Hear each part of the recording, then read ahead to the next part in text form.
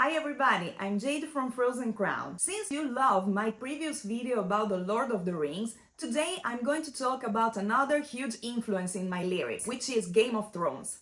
Game of Thrones is one of my favorite sagas and it inspired a lot of my lyrics and Frozen Crown songs, but I will tell you more in detail later.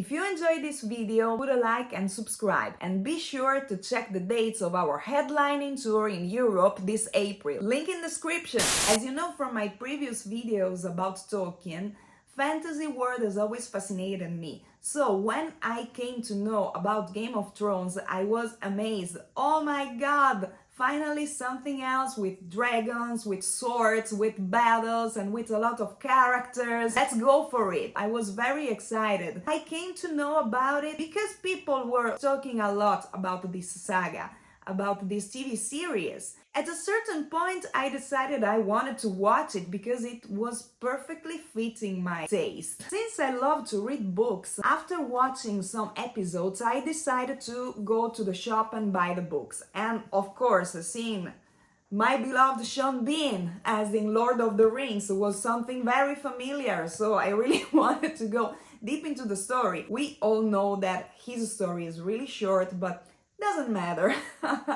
One thing I would like to discuss with you, and I want to know if the original version has the same problem, is that the Italian translation is really poor and simple. Actually, I just bought 3 books and then I stopped. How can I say? The language is not so rich, something too easy written, like for kids in the elementary school. So I want to know from people that live in the US, from English native speakers, how are the original versions? Because believe me, in Italy, I didn't even read the last 2. I think I just started the first one. As you can see, they are still perfect. So what discouraged you from reading the books is actually the shitty Italian version? That's it.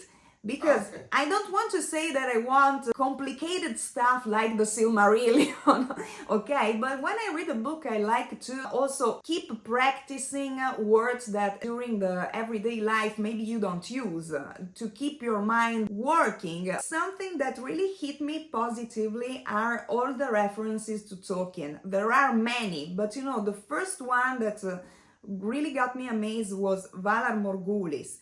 As you know, in Game of Thrones it's used as a greeting and it has some different meanings, but from Tolkien, you know, the word Valar, it's referred to the gods, and Morgoth, the evil Valar, the evil god, everything that is referred to him as this kind of word before. So Morgul, it's something that refers to evil. So of course it's not something random, and it is something that catch me even more with the Game of Thrones series, because I knew that I could find the same things that inspired me through my life, taken from Tolkien, also in here. And one of those, in my opinion, as a parallel with the Silmarillion, is that everyone dies. Not everyone, but mostly. One funny story I have to talk about my experience with Game of Thrones is how I missed the chance to go on the set. You know, my drummer from my previous band was working in the set in Dubrovnik in Croatia, which was the set of The King's Landing. And he told me, "Oh Jade, I'm working there this week. It's a very nice production from the US. It's something that is very popular. It's becoming bigger and bigger. You should come and see." And I didn't know Game of Thrones back in the days, so I said, "Oh my god, Dubrovnik is so far, I have to take the boat, I have to travel a lot because, you know, it's many hours distance from where I live." So I said, "No worries, yes, I will do. Maybe during summer I will find the opportunity to come and see where you work, great." I didn't know it was something that in the future I would have loved so much. So I'm still, you know, hating myself for not going and missing this opportunity, calling myself stupid every day of my life. And so with heavy heart I went on with watching the TV series until the end, enjoying it very much, but I want to discuss with you about the ending of it. I know that mostly everyone complained about it, but after some months, after I thought about it, after I watched it at least twice, if I remember well, it made some sense for me. I want to know your opinion. Please don't kill me. But, you know, the fact that Daenerys at a certain point went crazy, it's something very coherent with her heritage. You know, there were many kings of her family that were called crazy, that made really bad acts during their kingdoms. So it's something not that unexpected, I think. And if everything went on good and she, you know, arrives to the throne and the world lives happily and happy ending, it was not something fitting with the TV series, in my opinion, with the whole story. So that point for me, well done, I think. But please tell me your opinion in the comments because I'm very curious. Of course, you know, it's a pity what happened to Jon Snow, because he made a lot of important acts during all the story, and in the end he gets kicked in the ass and sent away in the north. But you know, also that it's coherent. I'm sorry for him because he deserved better, but it somehow makes sense also in my opinion. I'm curious to know what you think about it. Which is my favorite character? Guess? Cersei! Cersei is my favorite character because she is a genius. Evil genius.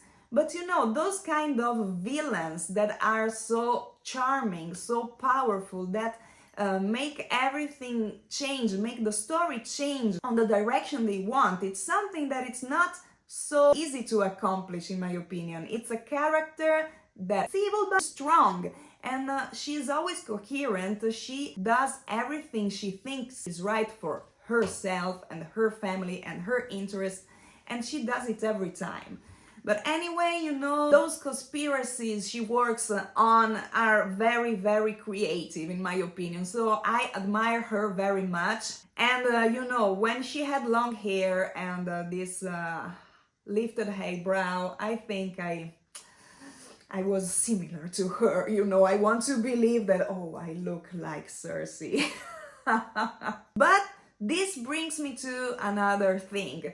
Especially at the beginning of Frozen Crown, many people were trying to find some resemblance to the characters of Game of Thrones and the members of Frozen Crown. I was happy because I loved it, but Federico was not that happy. Game of Thrones, at least the TV series, is the worst ever. No, not the worst, no, I'm joking, but of course some parts are really all over the place, and most importantly, I already told this in the coffee with you and Fabiola. The Game of Thrones guys has got this kind of obsession with cutting people parts. Oh yes.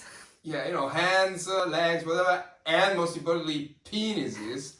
And also everybody has got to talk about that. Like, oh, you are castrated. Oh, the castrated guy. Oh, you're castrated. Oh, you don't have a penis. Everybody is obsessed with people missing penises and hands and whatever. It's really something made so that people go, oh, wow. They cut everything. How do you say? Morbid obsession. Yeah, this kind of thing. I really don't like that. Especially at the beginning was not that bad anyway.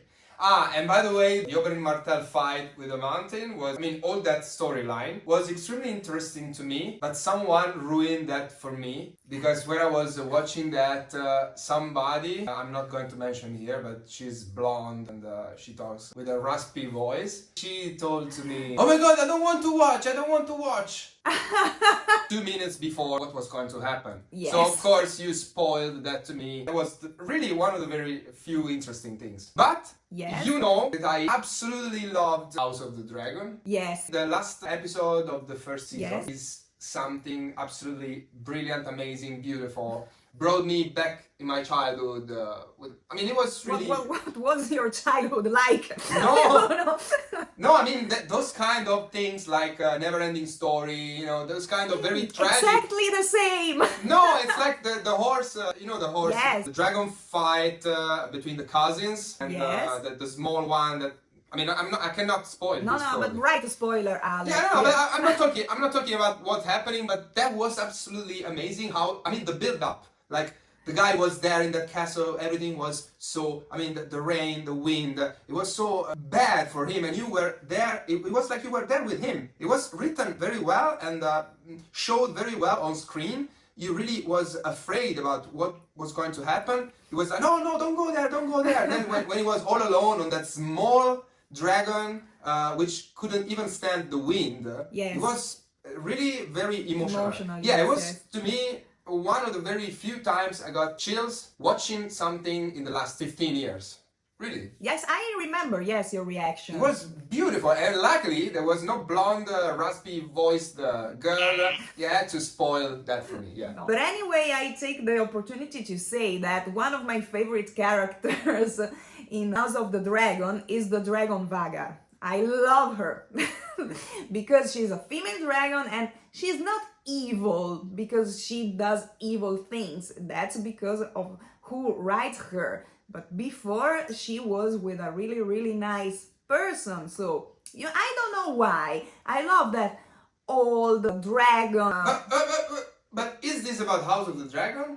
Yes. Ah, but this is going to be in another video.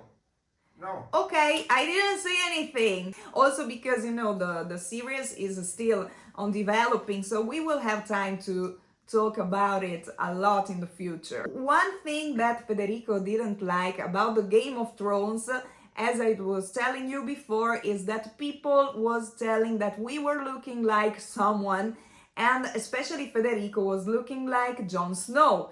In the video of I Am the Tyrant, if I remember well, the comments were all like that. And you were very happy with this. Do you want to say something? No, I just didn't care. I mean, people see a black-haired guy and with probably dark eyes, probably. Yes. And they say, oh, they look like that. But I remember they associated you with Cersei.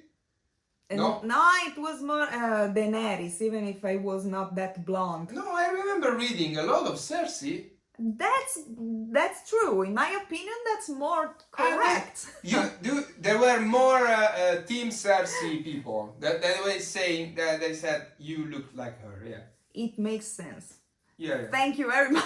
I don't know if he's my favorite character, but I think there was a very good thing in Game of Thrones, which was Jaime. Yes. Was it Jaime? Yes, Lannister. Yeah, the Sawyer of Game of Thrones, which has got this beautiful, brilliant depicted changeover. Like yes. I mean, it started as evil and very bad. I cannot spoil anything, but I was absolutely in love with his relationship with that character. I cannot spoil. Okay. The big one. Brienne. Have you spoiled it? Oh, yes. Okay. So I was really into that. They developed the character very well and beautifully, and him losing a hand even made sense. Even if that was actually a rip-off of Rick in The Walking Dead. Actually, there was a scene like that in the comics. Well, actually, I don't know which came first. No, what I wanted to say is that losing a hand really made sense because he had to readjust. Yes. He had to learn to fight again. He had to, I mean, it really changed as a character, losing that hand. Like he lost his evil side or whatever. We can go on talking about the references we have in the Frozen Crown lyrics taken from Game of Thrones. So, first of all, I was really into the series, as I was telling you before, back in the days. So, since the first album, there are a lot of references. Like, the song Everwinter, and then later, in the second album, Crowned in Frost, there is the song Winterfall, so more than this. And you can also find in the title track Crowned in Frost a line that says over the shivering shore. It sounded so good and I was so into everything that I wanted to put here and there some hints. And my main tribute, you can find it in the song The Water Dancer that talks about Arya Stark, totally. I have learned the water dance, I have become a faceless man. And that's because, I was so impressed, even if I said that my favorite character is another one, but I was so impressed about the story of Arya, which talks also about the empowerment of a girl that decided to follow her own ideas, her own desires, that I wanted somehow to talk about this and to write a song totally about her. So, I hope you enjoyed this video. Ask me any question in the comment and we can go on talking about the Game of Thrones. and see you soon with a video about the House of the Dragon. Bye!